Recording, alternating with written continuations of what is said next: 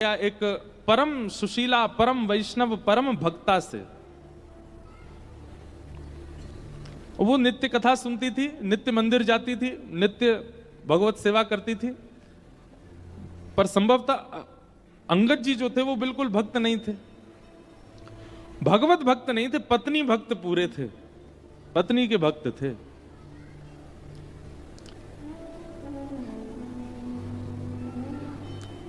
पत्नी के भक्त थे, इसलिए पत्नी ने उनसे दो तीन बातें करवाने का, मैया ये रस्सी यही मारे लगाई कि यहां ना आओ, चलो आ जाओ, लाओ शरबत है हमें वो पिला दो।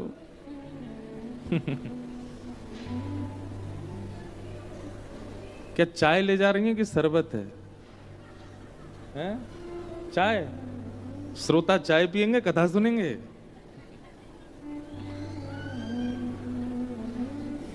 क्या बता रहा था मैं? क्या बता रहे थे हम? अंगद जी, अंगद जी। तो अंगद जी की पत्नी, उसने मन में विचार किया कि ये मेरे तो पूरे भक्त हैं, मेरी आज्ञा पूरी मानते हैं, तो अपनी आज्ञा से ही वो ले जाती थी। अच्छा आप हमसे बहुत प्रेम करते हैं? बोले हाँ चलो आज मंदिर चलो हमारे लिए। तो उनके लिए मंदिर जाते थे, उनके लिए संतों को प्रणाम करते थे, उनके लिए कथा में जाते थे। पर कथा में पत्नी तो कथा वक्ता को देख के कथा सुन रही होती थी, अंगद जी पत्नी को देखते रहते थे। पत्नी पूछती आज कथा में क्या सुना? बोले मैंने तो कुछ नहीं सुना, लेकिन तुम 5 बार मुस्कुराई थी वो मैंने देखा। व्यास जी ने कोई अच्छी बात बोली, तुम मुस्कुरा रही थी, मैं तुमको देख रहा था। बोली हाय राम कैसे हो, पूरे मुझे ही देखते रहते हो।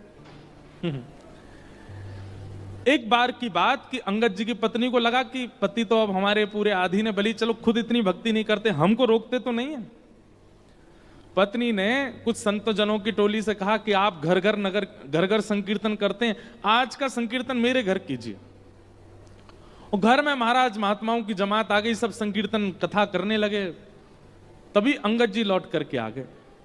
अंगद जी ने जब अपने ही आंगन में संत महात्माओं को कीर्तन करते हुए, कथा सुनाते हुए देखा, क्रोध आ गया। और क्रोध में भर के पत्नी से तो कुछ नहीं बोले, महात्माओं के चिमटा वगैरह उठा उठा के फेंकने लगे। बोले आप लोगों को पूरी दुनिया मिली हुई है, भजन संकीर्तन करना कहीं और आश्रम मठों में जाके करो, मेरा घर मिला था क्या? जाइए चलिए बाहर निकलिए यहां से। निकाल दिया। उसी समय उनकी पत्नी ने संकल्प ले लिया। बोले मैंने एक कुभाव व्यक्ति के साथ में विवाह किया, जिसको ठाकुर जी से कोई संबंध नहीं, ठाकुर जी से कोई प्रयोजन नहीं, पर फिर भी इनका संग इसलिए किया क्योंकि मुझे कभी वैष्णवता में रोका नहीं इन्होंने।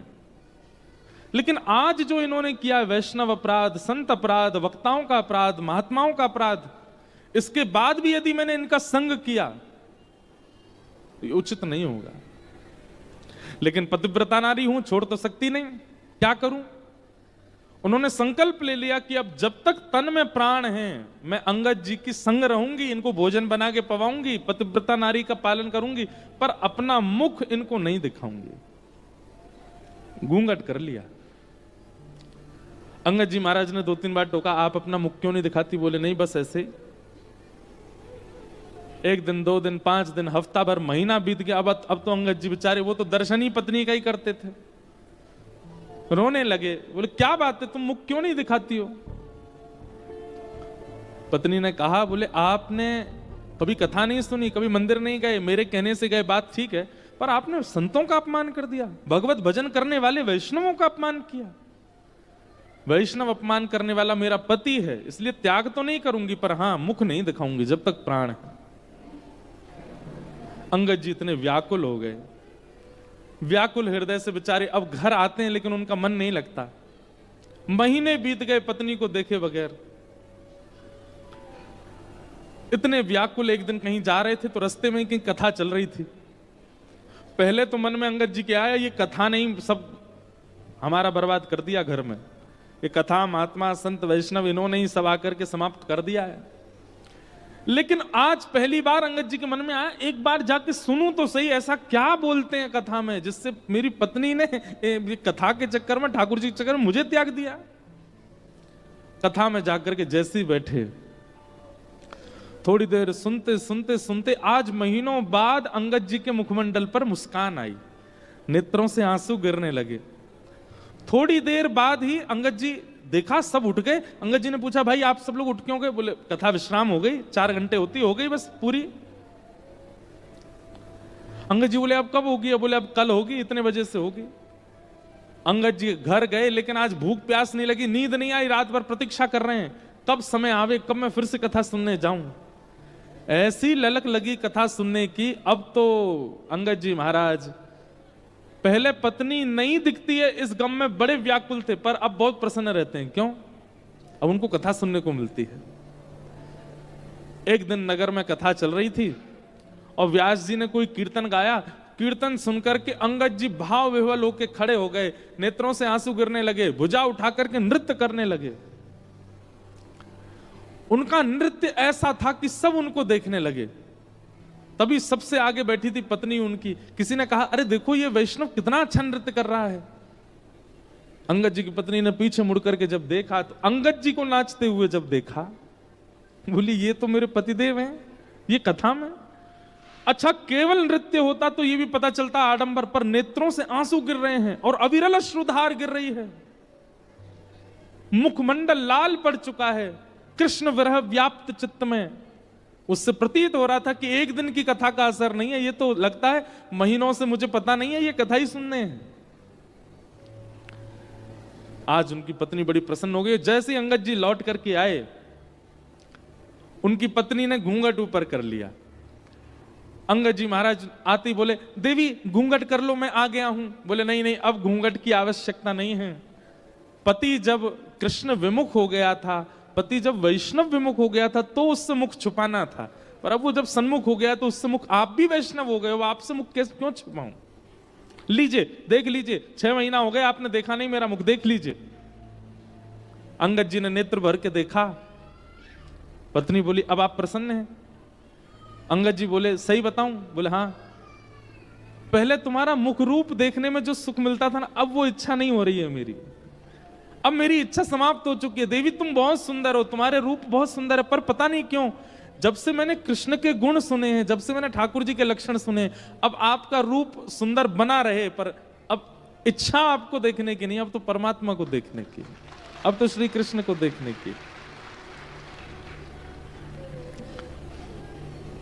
अंगद जी की पत्नी, उन्होंने ऐसा संकल्प लिया कि जिसके कारण उनके पति भगवत युक्त हो गए। हम इतने कठोर कदम उठा सकते हैं भक्ति भाव में? नहीं उठा पाएंगे। हमने कही ना बात, बाकी संसार की किसी भी क्रिया में हम लोगों को संशय नहीं होता, हम लोगों को फर्क नहीं पड़ता, पर जैसे ही कोई संसार की विमुक्त बात आती है, कोई विपरीत बात आती है, हम सबसे पहले भक्ति छोड़ते हैं, सबसे पहले कथा छोड़ते हैं।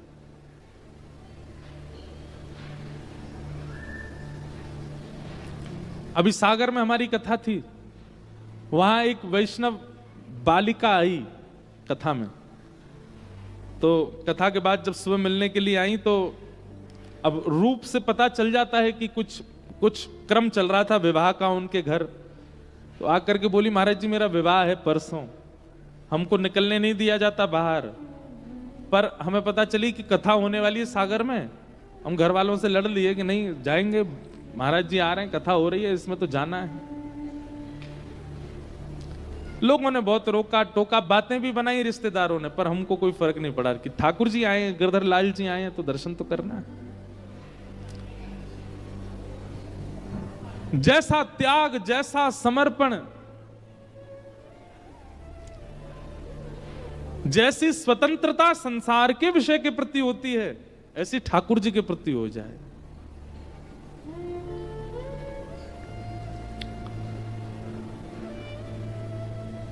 श्री सुखदेव जी महाराज का आगमन हुआ।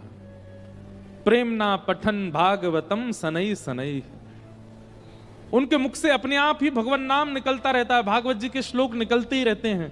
वो चलते फिरते उठते बैठते ठाकुर जी का स्मरण करते ही रहते हैं। देखिए एक बात हम आपसे कहें, हो सकता है कई लोगों को हमारी बात अनुचित लगे, पर हम एक बात आपसे निवेदन करना चाहते हैं। कई लोगों को हमने देखा है, कई महापुरुषों को भी हमने देखा है, वो चलते फिरते ये जपते रहेंगे, हाथ में लिए घूमते रहेंगे। छोटी छोटी मनका वाली भी होती है, उसको ऐसे लिए घूमते रहेंगे। जैसी चाय आ जाएगी सो पकड़ के चाय भी पी लेकर हाथ धो के फिर जपते रहेंगे। ये दिखाना नहीं है। 24 घंटे हाथ में माला। हमारे पूज्य पिताजी महाराज कहते हैं ठाकुर जी उस दिन मिल जाएंगे जिस दिन माला जपते जपते जपते माला छूट जाए, नाम ना छूटे। ये साधन है। साधन 24 घंटे नहीं रहना है हाथ में, नाम होना चाहिए जिह्वा पर।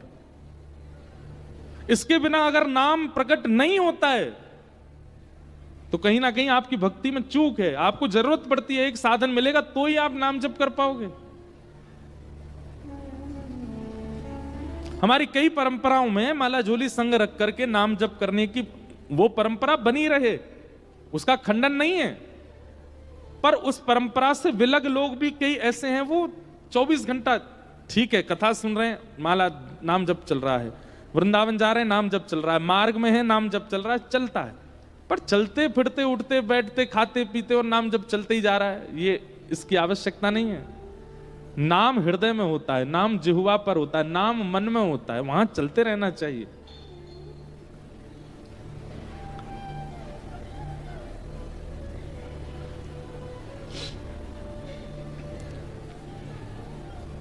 सनई सनई श्री शुकाचार्य जी का आगमन हुआ। परीक्षित जी सन्मुख बैठे थे। परीक्षित महाराज ने चरणों में प्रणाम करते हुए सबसे पहली बात कही कि ये शाम संस्मरणात् पुंसाम् सद्य सुत्यन्ति वै गृहा किं पुनर्दर्शन स्पर्श पाद शौचासनादि। महाराज मैं आपके चरणों में प्रणाम करता हूं। आप जैसे महापुरुषों का घर बैठकर के स्मरण करने मात्र से पवित्रता आ जाती है। हमारे राधा वल्लभ संप्रदाय में सेवक जी महाराज हुए। सेवक जी महाराज, बहुत ध्यानपूर्वक सुनिएगा।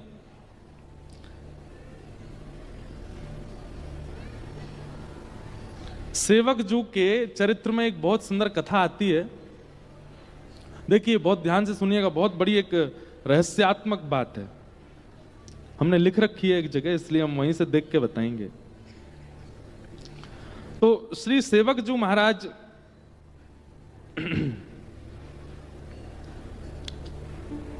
जिनका पूर्व नाम था दामोदर दास जी। क्या नाम था? आप जबलपुर के पास के निवासी थे मध्य प्रदेश में। तो आपके एक मित्र थे चतुर्भुज दास और आपका नाम था दामोदर दास। तो एक दिन की बात है कि श्री सेवक जी नाम इनका बाद में पड़ा, पहले इनका नाम दामोदर दास था। तो दामोदर दास जी, चतुर्भुज दास जी, उन दोनों का सत्संग के प्रति, भक्ति के प्रति, भजन के प्रति पहले से ही बहुत रुझान था। तो कभी भी नगर में कोई संत आते थे, महापुरुषों की टोली आती थी, तो ये दोनों जरूर जाते थे और जाकर के उनके मध्य बैठ करके कुछ चर्चा सुनते थे, उनकी सेवा करते थे। एक बार वृंदावन के कुछ संतों की टोली आई और ये दोनों जाकर के चुपचाप बैठ गए, उनकी सबकी चर्चा सुनने लगे। तभी उन महापुरुषों ने ऐसे निकुंज रस का भाव कहा। निकुंज रस किसको कहते हैं? जहां पर रास विलास, जहां पर प्रिया प्रियतम की अंतरंग चर्चाएं, प्राकट्य प्रादुर्भाव होता हो, विशेष रूप से रास का भाव जहां प्रकट होता हो, उसको निकुंज लीला कहते हैं। तो जैसे ही निकुंज लीला का उन्होंने वाचन सुना तो दामोदर दास और चतुर्भुज दास दोनों अत्यंत लीन हो गए लीला में, मानो जैसे खो गए हों। और जब होश में आए तो बहुत समय व्यतीत हो चुका था, पर उनको ऐसा लगा अभी 2 ही क्षण निकले हैं। तुरंत उनने उन संत चरणों के चरण पकड़ लिए, बोले भगवान ये जो लीलाएं आप सुना रहे हैं, ये जो भाव आप सुना रहे हैं, इन लीलाओं का, इन भावों का उद्दीपन कहां से मिला आपको, किसने किया? तब उन संत महापुरुषों ने बताया, बोले वृंदावन में श्री हित हरिवंश महाप्रभु विराजते हैं, उनके द्वारा ये भाव प्रकट किए गए। उसी समय चतुर्भुज दास और दामोदर दास जी के चित्त में आ गया कि हम वृंदावन जाएंगे और श्री हितरवंश महाप्रभु के अनुगत्य को स्वीकार, उनके ग्रहण करेंगे। लेकिन किसी कारणवश नहीं जा पाए वृंदावन, बहुत दिन हो गए। एक दिन उन्हीं संतों की टोली फिर आई और फिर से उनसे चर्चा जब सुनी तो चर्चा सुनने के बाद दामोदर दास, चतुर्भुज दास दोनों ने कहा अब हम वृंदावन जाने के लिए तैयार हैं, अब हम जाकर के उनका आश्रय लेंगे। तभी उन संतों में से किसी ने कहा, बोले भैया अब तो बहुत विलंब हो गया। बोले क्यों? बोले महाप्रभु जी तो भगवत लीला में प्रवेश हो गए। हितरवंश महाप्रभु मानसरोवर यमुनापल्ली पार ठाकुर जी का चिंतन करते करते ठाकुर जी की लीला में ही प्रवेश कर गए हैं। ये बात जैसे ही सुनी दोनों व्याकुल हो गए। लेकिन दामोदर दास जी तो इतने व्याकुल हो गए, इतने व्याकुल हो गए, उसी समय ध्यान में चले गए, मानसी में प्रवेश कर गए और महाप्रभु जी का अत्यंत विरह वेदना से चिंतन करने लगे। ऐसा कहते हैं उनका चिंतन इतना प्रगाढ़ था, इतना दिव्य था, इतनी उत्सुकता से महाप्रभु जी को याद कर रहे थे, नेत्रों से अश्रु प्रकट हो रहा था। एक दिन, 2 दिन, 3 दिन, 4 दिन बीत गए और 3-4 दिन के बाद तभी क्या हुआ, उस जबलपुर के पास के गांव में जहां के वो निवासी थे, अपने आप श्री यमुना जी प्रकट हो गई, वृंदावन की लता गुल्म पत्र प्रकट हो गए, वृंदावन के सुंदर सुंदर देवालय प्रकट हो गए, वृंदावन जैसी सुगंध प्रकट हो गई, वृंदावन के मयूर प्रकट हो गए, वृंदावन के बानर प्रकट हो गए, ब्रजवासी प्रकट हो गए। एक साथ संपूर्ण वृंदावन का अनुभव उनको होने लगा। वे भूल गए कि मैं कहां बैठा हूं, ऐसा लगने लगा मैं वृंदावन में आ गया हूं। और तभी क्या देखते हैं,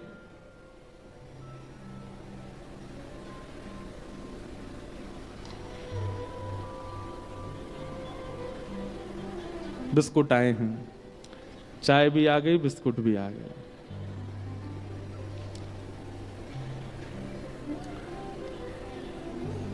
और देख के खिसक ली मैया। बड़े भोले लोग हैं भैया। क्या बता रहा था मैं,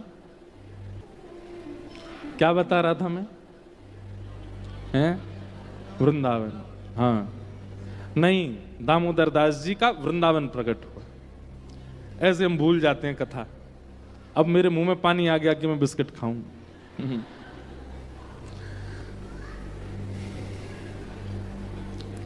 सब कुछ वहीं प्रकट हो गया। और तभी ऐसा पहले भी कई महापुरुषों के साथ हो चुका है और आज भी हुआ है। मैंने एक आधों के दर्शन किए हैं जिनके गुरु शरीर से नहीं है, लेकिन फिर भी उन्हीं गुरु से उनको दीक्षा प्राप्त हुई। हितरवंश महाप्रभु प्रकट हो गए, प्रकट होकर कहने लगे, अरे क्यों रोते हो, क्यों इतने व्याकुल हो रहे हो, क्यों इतने विरह भाव में? बोले आप मुझे बिना अपना अनुगत्य दिए अपनी लीला में प्रवेश नहीं हो सकते। आपसे मेरी प्रार्थना है, पहले मुझे अपना अनुगत्य प्रदान कीजिए। महाप्रभु श्री हितरवंश जी ने सदेह प्रकट होकर के और दामोदर दास जी को कृपा पात्रता प्रदान की, उनको दीक्षा प्रदान की। राधा वल्लभी संप्रदाय में उनको दीक्षित किया, राधा नाम महिमा, राधा नाम का मंत्र प्रदान किया। ऐसा संभवतः उस काल में पहली बार हुआ था कि गुरुजी सशरीर पृथ्वी पर नहीं है, लेकिन शिष्य के आर्त भाव से, शिष्य के प्रेम भाव से गुरुजी को आना पड़ा और आकर के दीक्षा देनी पड़ी। और तब उनको दीक्षा प्राप्त हुई।